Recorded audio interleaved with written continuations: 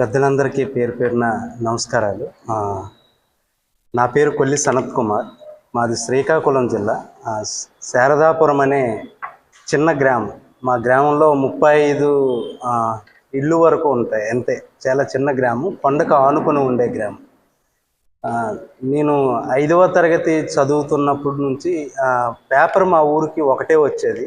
ఉదయం అంతా కుర్రవాళ్ళు మిగిలిన వాళ్ళందరూ చదివితే సాయంత్రం పూట పెద్దవాళ్ళు ఉంటారు, వాళ్ళు చదువుకునేవాళ్ళు. ఈ ప్రయాణంలో నేను 5th క్లాస్ 6th క్లాస్ నుంచి పేపర్ చదివేవాడు. అంటే నా సాహిత్య ప్రయాణానికి నేను 6th క్లాస్ నుంచో 5th క్లాస్ నుంచో స్టార్ట్ చేశానని చెప్పే ఉద్దేశం నాది కాదు. కానీ అప్రయత్నంగా వాళ్ళు పేపర్లో అక్షరాలు చిన్నవిగా ఉండడం వలన పెద్దవాళ్ళు ముసలి వాళ్ళు నాకు చదవమనేవారు. సో మేము చదువుకుంటూ అలా వాళ్ళు వినేవాళ్ళు. ఏదైనా సరే ఉంటే మళ్ళీ వాళ్ళు చెప్పేవాళ్ళు. 5th క్లాస్లో కొంతవరకు ఒక వాక్యం పరిపూర్ణంగా చదవడం రాని పరిస్థితుల్లో వాక్య నిర్మాణం కరెక్ట్గా చేసుకుని పేపర్ చదివి అర్థమయ్యేటట్లు చదవడం అనేది తెలుసుకున్నాం. తరువాతను అదే క్రమంలో ప్రతిభ అని చెప్పేసి ఒక ఎడిషన్ వచ్చేది. అందులో జీకే, కరెంట్ అఫైర్స్ అటువంటి బిట్స్ అన్నీ కూడా వచ్చాయి. అవన్నీ కలెక్ట్ చేయడం, పెట్టుకోవడం అదంతా జరిగేది. తర్వాత 6th క్లాస్ 7th క్లాస్ వెళ్ళేటప్పటికి సంక్రాంతి సంబరాలని టీచర్స్ ఎస్ఐ రైటింగ్ లేదా ఇటువంటి పోటీలు పెట్టినప్పుడు యాక్టివ్గా పార్టిసిపేట్ చేయడం. మా గ్రామ పంచాయతీ పరిధిలో సుమారు 7 గ్రామాలు ఉంటాయి. ఆ 7 గ్రామాల్లో కూడాను వ్యాసరచన పోటీల్లో కొంచెం ఫస్ట్ ప్రైజ్ రావడం, క్విజ్జెస్ ఫస్ట్ ప్రైజ్ రావడం. మేము అప్పుడు ఉండేటప్పుడు కొంతమందికి పరిచయమే, భుజంగరావు మాస్టారు వాళ్ళు కీ లీడ్ తీసుకునేవాళ్ళు. ఆ పంచాయతీలు తీసుకొని పోటీలు చేసేవాళ్ళు. అదే క్రమంలో 8th 9th 10th చదువుకొని వెళ్ళిన తర్వాతను చదవడం పట్ల, వ్యాసాల పట్ల, వ్యాస రచనల పట్ల, తెలుగు మీద కొంచెం అవగాహన అనేది పెరిగింది. దాంతోపాటు మా గ్రామము పరిస్థితులు, వాతావరణం కూడా చాలా వరకు దోహదపడతాయి. మాకున్నటువంటి కల్చర్, ఎటువంటి పండగలు కానీ అన్నీ ప్రకృతి నేపథ్యంలో, ప్రతిదానికి కూడా ఒక పాట ఉంటుంది. ఉయ్యాల్లో వేసేటప్పుడు ఒక పాట ఉంటుంది, పెళ్లి కూతురికి బయలుదేరి ముస్తాబు చేసినప్పుడు ఒక పాట ఉంటుంది. ఇవన్నీ జానపద సాహిత్యం అనేది మా పల్లెల్లో చాలా ఇప్పటికీ విస్తారంగా ఉంది. అదే క్రమంలో ఇంటర్మీడియట్ మహారాజా కళాశాలని విజయనగరం వెళ్ళేటప్పటికి కొంచెం విస్తృతంగా సమాజం మీద కూడా కొంచెం అవగాహన వచ్చింది. అప్పటి వరకు ఊరు తప్పించి ఏం పెద్దగా తెలియదు. విజయనగరం వెళ్ళిన తర్వాత సంగీతానికి ఒక కళాశాల ఉంది, నృత్యానికి ఒక కళాశాల ఉంది, సాహిత్య కార్యక్రమాలు చాలా ఎక్కువగా జరిగే పరిస్థితులు అక్కడ కనిపించాయి. సెమినార్ హాల్లో చాలామంది కవులు వచ్చేవాళ్ళు, రచయితలు వచ్చేవాళ్ళు. ఇటువంటి కార్యక్రమంలో పాల్గొనడం కూడా నాకు ఒక తోడ్పాటునిచ్చింది. తరువాతను చిన్నగా కవితలు రాసుకోవడం, కళాశాల కవితలు పోటీల్లో కానీ కవితలు ప్రైజెస్ ఇవ్వడం, ఇటువంటివి కొంచెం యాక్టివ్ రోల్ ముందు నన్ను తీసుకొని వెళ్ళగలిగాయి. తరువాతను డిగ్రీ అంతా అయిన తర్వాతను పీజీ చేయాలా, బీఎడ్ చేయాలా. బీఎడ్ 1 ఇయరే, నెక్స్ట్ ఇయర్ నుంచి 2 ఇయర్స్ అవుతుందని బీఈడీ ఆప్షన్ ఎంచుకొని యూనివర్సిటీలో జాయిన్ అయిన తర్వాత యూనివర్సిటీలో చాలా సదస్సులు జరిగేవి. ఆదికవి నన్నయ్య యూనివర్సిటీ అని తెలుగు కార్యక్రమాలు, కవి సమ్మేళనాలు కావచ్చు, సాహిత్యానికి సంబంధించి కావచ్చు, 36 డిపార్ట్మెంట్లు అప్పుడు ఉండేవి యూనివర్సిటీలో. తెలుగు సాహిత్యానికి సంబంధించి ఏదో ఒక కార్యక్రమం ప్రతి నెల జరిగేది. పెద్ద వాళ్ళందరూ వచ్చేవారు. నాది బీఎడ్, తరువాతను ఎంఎస్సి ప్లాంట్ సైన్సెస్. కానీ తెలుగు డిపార్ట్మెంట్తో ఎక్కువగా నేను ఉండేవాడిని. తలారి వాసు అని, తరపట్ల సత్యనారాయణ, వాళ్ళ ప్రోత్సాహం చాలా ఎక్కువగా ఉంది. ఇదంతా చేసే క్రమంలో కవితలు అన్నీ అక్కడ కూడాను పార్టిసిపేట్ చేయడం, తరువాతను కార్యక్రమంలో పాల్గొవడం, ఉగాది కవి సమ్మేళనాలని, కృష్ణా పుష్కరాలని, గోదావరి పుష్కరాలని, ఇటువంటి వాటిలో పాల్గొనే క్రమంలో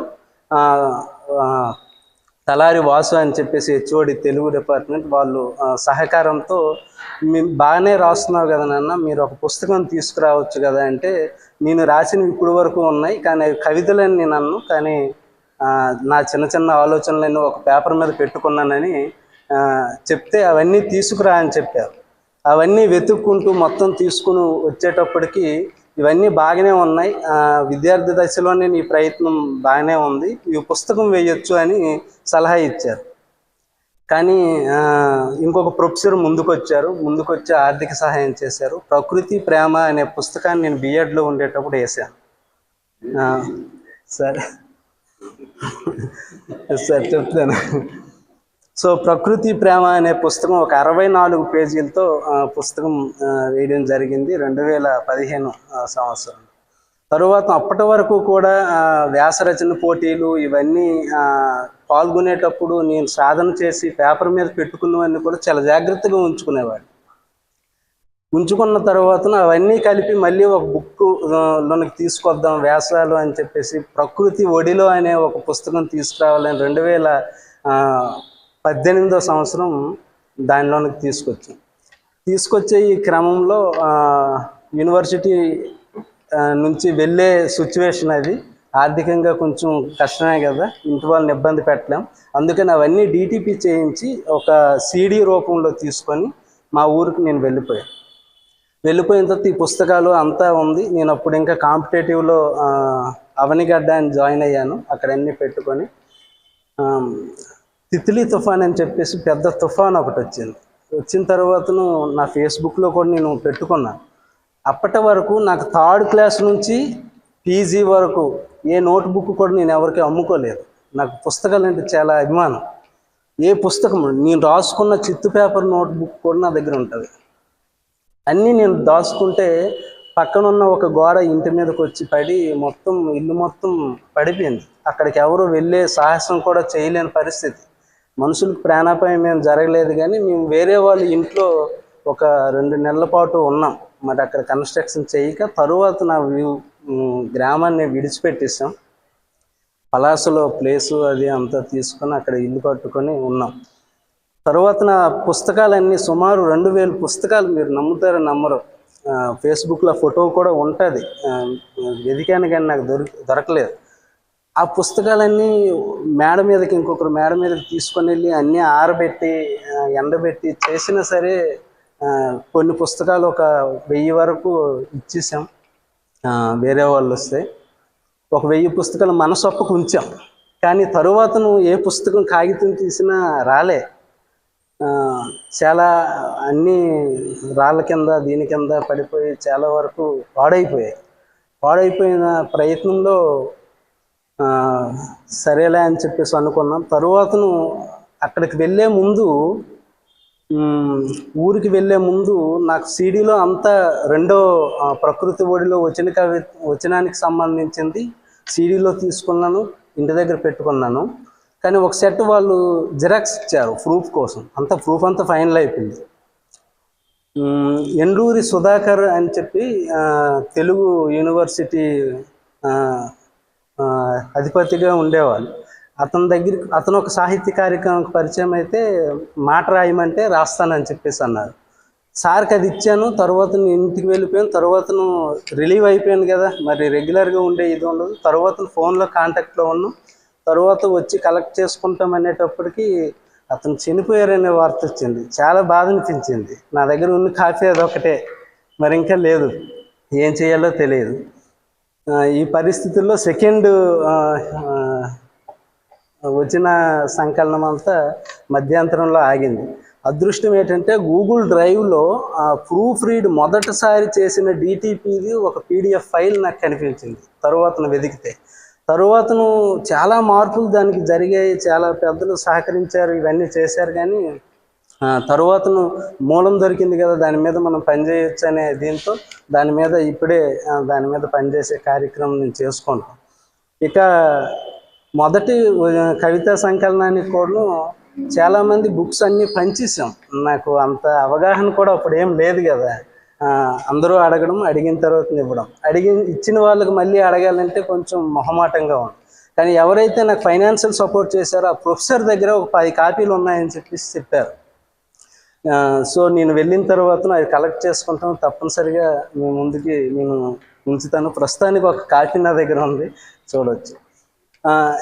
ఈ ప్రయాణం ఇలా జరిగిన క్రమంలో తరువాత నేను పీజీ అయిన తర్వాతను కాంపిటేటివ్లోకి రావడం, అప్పుడే సెటిల్డ్, అమ్మ నాన్న అంతా రైతు కుటుంబీకులు కాబట్టి నేను సాహిత్యంలోనికి పూర్తిగా వెళ్తే నా పరిస్థితి కూడా కష్టం అవుతుంది. కాబట్టి నేను ప్రొఫెషన్ మీద దృష్టి పెట్టాల్సినటువంటి అవసరం ఉంది. నేను అగ్రికల్చర్ బ్యాక్గ్రౌండ్ స్టడీ నాది కాదు, కానీ అగ్రికల్చర్ ఫీల్డ్లోనికి వచ్చాను. కాబట్టి అగ్రికల్చర్ అంశాల మీద నాకు పట్టు రావాలి. కాబట్టి వెస్ట్రన్ సిడ్నీ యూనివర్సిటీ ఆస్ట్రేలియా నుంచి ఒక 2 years డిప్లొమా కోర్స్ కంప్లీట్ చేసుకొని దాని మీద దృష్టి పెట్టడం, తర్వాత food and agriculture organisation united nations ఐక్యరాజ్య సమితి తరపున అక్కడి నుంచి ఒక 1 year కోర్స్ కంప్లీట్ చేయడం. అంటే నాకు అవసరమైనటువంటి దాని మీద ఎక్కువగా నేను ఫోకస్ చేశాను, ప్రొఫెషనల్గా అవసరం. తరువాతను ఈ ప్రయాణం అంతా కొనసాగినాక కొంచెం నాకు ప్రొఫెషనల్గా కొంచెం పర్లేదు అనిపించింది. ఇప్పుడు నాకు అవసరమైనటువంటి నాలెడ్జ్ నేను గెయిన్ చేసుకున్నాను. సుమారుగా ప్రొఫెషనల్లో కూడాను నా సాహిత్యాన్ని నేను విడిచిపెట్టుకోలేదు. సాహిత్యం అనేది కాదు, నా ఫ్యాషన్ నేను విడిచిపెట్టుకోలేదు. సుమారుగా ఒక 30 పైచిలుకు పుస్తకాలు డిపార్ట్మెంట్ తరపున వేసేటప్పుడు చాలా కీలకమైన పాత్ర నేను పోషించాను. నాదే మొత్తం కంటెంట్ క్రియేషన్ నుంచి ప్రూఫ్ రీడింగ్ నుంచి మళ్ళీ ప్రింట్ అయ్యేంత వరకు కూడా. రీసెంట్లీ చంద్రబాబు నాయుడు గారు ఎల్నినో బుక్లెట్ కూడాను ఇనాగ్రల్ చేశారు. అది శ్రమ అంతా నాది చాలా వరకు ఉంది. సో ఈ విధంగా అక్కడ వరకు వచ్చిన తర్వాతను రీసెంటెడ్గా నా ప్రొఫెషన్లో కూడాను సీనియర్ అసోసియేట్గా ఎలివేట్ చేశారు. నాకు ఒక 4 ఇచ్చారు. నేను ఒక రిపోర్టింగ్ ఆఫీసర్ని.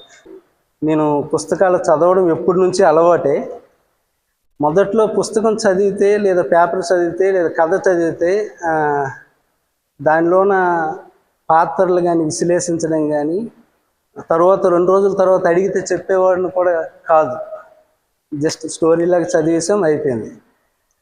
కానీ లోతుగా అర్థం చేసుకొని చదవాలి అని నిర్ణయించుకున్నాం. ఒక పెద్దలు కలిసిన తర్వాత ఏమన్నారంటే,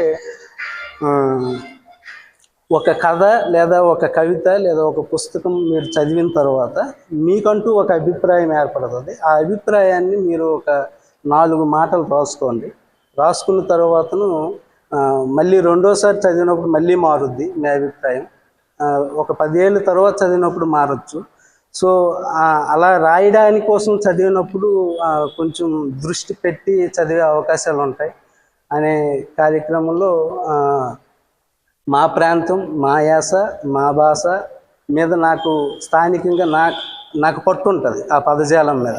కాబట్టి అటువంటి కథలు ఏమున్నాయి అని చెప్పేసి తీసి చూసేటప్పటికి కాళీపట్నం రామారావు గారివి కానీ లేదంటే మన సుబ్బారావు సార్ మధ్యతరగతి మందహాసం అని బెహరా వెంకట సుబ్బారావు గారు, అతను కూడా చాలా కథ అంతా కూడా మా వాడుక భాషలో ఉంటాయి, మా ప్రాంత మాండలికంలో ఉంటాయి. కాబట్టి అవి వేగంగా నేను అర్థం చేసుకోవడానికి అవకాశం ఉంటుందని ఒక 100 పుస్తకాలు చదవాలి, 100 కథలు చదవాలి అని బేసిక్గా నేను ఒక ఇది పెట్టుకున్నాను. చదివి కూలంకుషంగా చదివి దాని గురించి చర్చించి దాన్ని రచయిత ఎందుకు పెట్టారు, ఆ పదం ఆ వాక్యం ఎందుకు పెట్టారు, రచయితలోనికి నేను ప్రవేశించి అర్థం చేసుకోగలిగానా, ఒక రచయిత రచించినటువంటి ఒక కవితని కానీ కథని కానీ నేను పూర్తి స్థాయిలో రచయితలాగా అర్థం చేసుకోలేనప్పుడు నేను ఒకటి రేపు పొద్దున్న రాస్తే నాలా ఎవరు అర్థం చేసుకోగలుగుతారు అనే ఉద్దేశంతో సుమారు ఇప్పటికి 250 పైచలు కథలు చదివాను. పుస్తకాలు కూడా 18 పుస్తకాలు చదివాను. చదివి నాకంటూ నేను ఒక మాటని రాసుకున్నాను.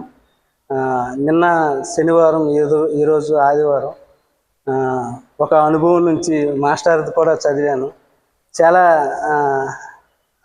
అనిపించింది. అంటే ఒక పుస్తకం నేను ఇప్పటి వరకు చదివినవి రచయితలు పరిచయం అయిన రచయితల నుంచి చదివిన పుస్తకం వేరేగా ఉంటుంది. ఇప్పుడు ఒక రచయితగా సార్ తెలుసు, తిరుగుతున్నాం, చూస్తున్నాం. ఆ పుస్తకం చదువుతున్నప్పుడు ప్రతి ఒక్క వాక్యంలోన ప్రతి ఒక్క కవితలోన కళ్ళ ముందు కనిపిస్తున్నట్లు ఉంటుంది. అదే వేరే తెలియని రచయిత అయితే చదివినా దీనిలో ఉంటుంది. ఆ అర్థం మాత్రమే మనం తెలుసుకోగలుగుతాం. ఇది నా సాహిత్య ప్రయాణం. అయితే నేనేం సాహిత్యము లేదా కవిత్వ లేదంటే ఇంకెక్కడికి వెళ్ళి నేను ఒక కవిని అని చెప్పుకోవడానికి, లేదంటే ఇంకెవరైనా చెప్తే కొంచెం సంకోచిస్తాను. నేను దానికి అర్హుడిని కాదు. ఇప్పుడు నేర్చుకునే దశలో ఉన్నాను. చాలా సాహిత్యం తెలుసుకోవాల్సిన అవసరం ఉంది. కాకపోతే స్థానిక పదజాలం మీద నాకు చాలా పట్టు ఉంది. మా మాండలికము, మా భాష, మా యాస మీద నాకు చాలా పట్టు ఉంది. నేను ముందు ఒక పుస్తకం ఏదైనా తీసుకురావాలనుకుంటే స్థానిక పదజాలం మీద తీసుకురావాలి. అప్పుడు ఒక స్టెప్ ముందుకు వెళ్ళినట్లు ఉంటుంది. తరువాత నేను ఇంకా నేర్చుకోవాల్సినవి చాలా ఉన్నాయి. నేర్చుకుని తర్వాత ముందుకు వెళ్ళొచ్చు అనేది ఆలోచన. అందుకని చెప్పేసి ఎక్కడైనా ఏ కార్యక్రమాలు అయినా సరే, ఎక్కడ ఎవరు ఏం చెప్తారు, ఎవరు పరిచయం అవుతారని చెప్పేసి వెళ్ళడం అనేది జరుగుతుంది. ఈ ప్రయాణంలో మీరందరూ కూడా నాకు సహాయ సహకారాన్ని అందించి తోడ్పడిస్తారని కోరుకుంటున్నాను.